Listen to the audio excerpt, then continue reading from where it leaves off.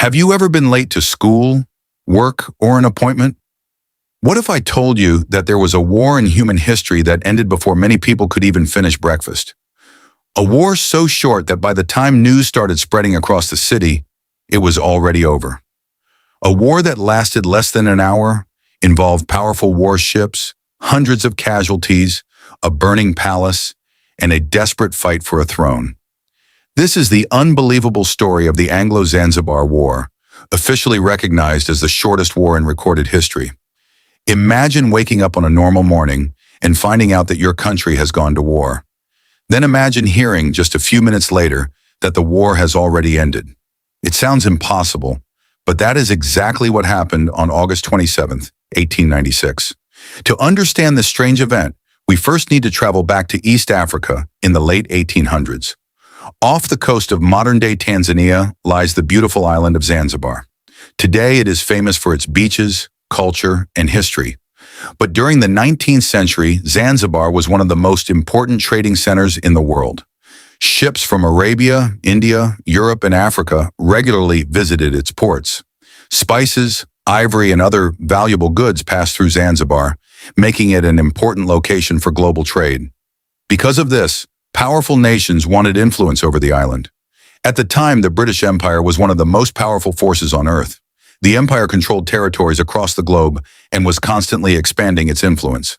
Although Zanzibar had its own ruler, known as the Sultan, Britain held significant power over the island's affairs. An agreement had been made stating that whenever a new sultan took the throne, British authorities had to approve the decision. For years, this arrangement helped Britain maintain control without directly ruling Zanzibar. Everything changed in August 1896. The Sultan of Zanzibar at the time was Hamad bin Thuwaini. He was generally cooperative with British interests and maintained good relations with them. Then on August 25, 1896, he suddenly died.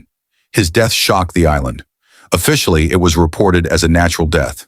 However, rumors immediately spread throughout Zanzibar. Some people suspected that the Sultan had been poisoned. Whether those rumors were true remains uncertain even today. But what happened next would trigger one of the strangest wars in history. Within hours of the Sultan's death, a man named Khalid bin Barghash moved quickly. Khalid was ambitious and had long hoped to become Sultan. Without waiting for British approval, he occupied the royal palace and declared himself the new ruler of Zanzibar. To Khalid, the throne was now his. To the British, this was completely unacceptable. British officials reminded Khalid about the agreement. They informed him that he could not legally become Sultan without British approval. The British had already chosen another candidate, Hamad bin Muhammad, whom they believed would better serve their interests. They demanded that Khalid step down immediately, but Khalid refused. Instead of surrendering, he began preparing for a possible military confrontation. The palace became a fortress. Supporters gathered around him. Soldiers took defensive positions. Artillery guns were placed around the palace grounds. Armed guards stood ready. By some estimates, Khalid managed to gather nearly 2,800 people, including soldiers, palace guards, servants, and supporters. Many believed that the British would not actually attack. After all, launching a military operation over a succession dispute seemed extreme, but they underestimated Britain's determination. As the situation grew more serious, British warships began arriving in Zanzibar's harbor. The sight was intimidating. Huge naval vessels anchored near the coast, their powerful guns aimed toward the city.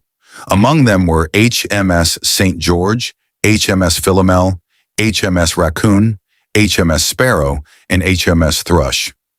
These ships represented the immense military power of the British Empire. Their weapons were vastly superior to anything Khalid possessed. Yet Khalid continued to resist. British officials issued warnings. Diplomats attempted negotiations. Messages were exchanged. Still, Khalid refused to abandon the palace. Finally, the British decided to issue an ultimatum. The message was simple. Khalid had until 9 a.m. on August 27, 1896 to surrender. If he failed to leave the palace and lower his flag, military action would begin. The deadline was set. The clock started ticking. Throughout the night, tension filled Zanzibar. People wondered what would happen when morning arrived.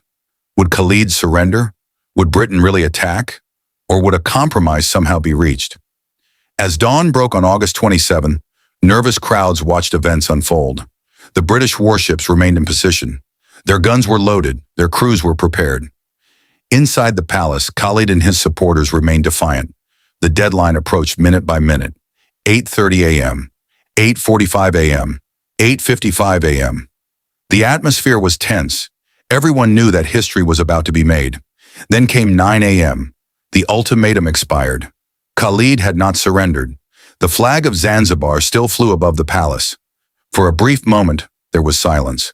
Then at approximately 9:02 a.m., the British warships opened fire. The shortest war in history had begun.